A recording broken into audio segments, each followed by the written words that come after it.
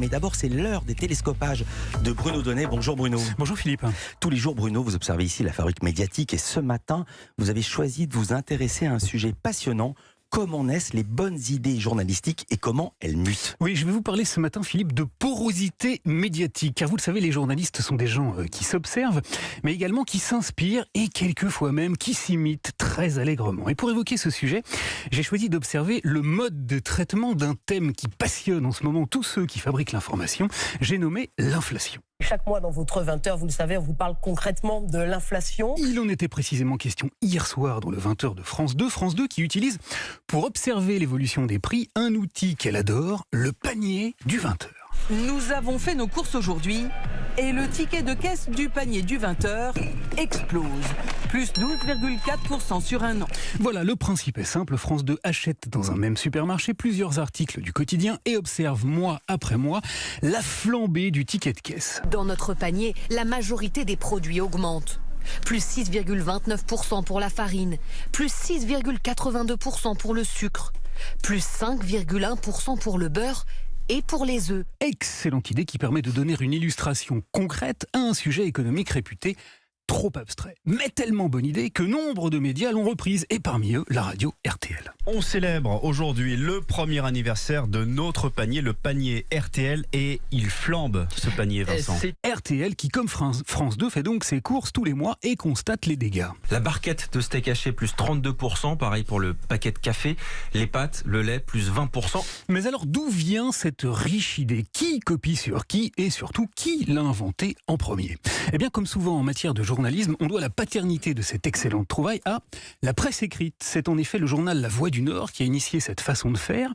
Et ce dimanche, l'émission C'est politique qui est diffusée sur France 5 et qui traitait elle aussi, ça tombe bien, d'inflation, a eu l'honnêteté de rendre à César ce qui appartient à la presse quotidienne régionale. Et encore plus parlant que les chiffres de l'INSEE, il y a le journal que j'aime beaucoup, La Voix du Nord, qui fait depuis 14 ans ses courses au même endroit, avec le même panier.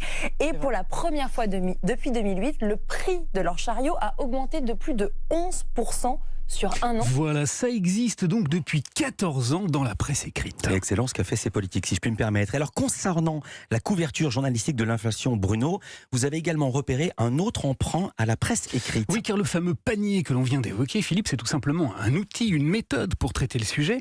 Mais ce qui est également extrêmement important, c'est l'angle que les journalistes choisissent. Or, depuis des mois, l'angle est pratiquement toujours le même. On observe l'envolée des prix à travers le degré d'émotion qu'elle suscite chez les consommateurs. Avant, c'est vrai qu'avec 50 €, on arrivait à acheter pas mal de choses. Et là, en fait, je me suis rendu compte que dans mon caddie, il y avait peu de choses. Les journalistes tendent leur micro à des Français qui sont en train de faire leurs emplettes et le tour est joué. Problème, les réactions sont systématiquement les mêmes parce que l'angle est beaucoup trop fermé.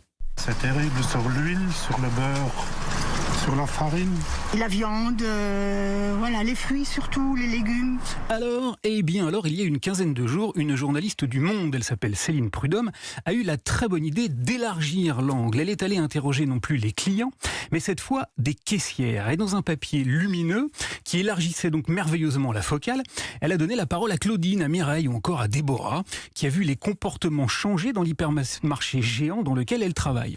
Eh bien, devinez un peu ce que j'ai vu avant-hier dans le journal de 20h de TF1. Les caissières voient aussi les habitudes changer, les produits en promotion de plus en plus nombreux dans les caddies.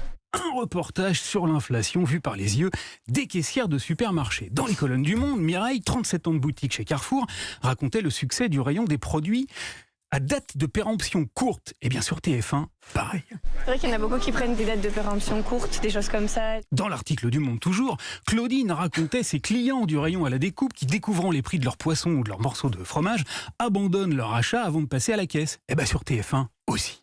C'est une période dans l'été, là, on retrouvait vachement de produits dans les rayons. Les gens prenaient leur paquet et ils le déposaient soit là, soit dans les fruits et légumes, enfin voilà.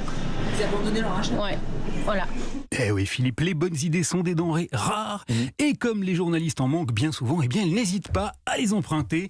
La crise frappe décidément tous les secteurs, y compris celui des médias, et en période de crise, le recours à l'emprunt est manifestement totalement encouragé.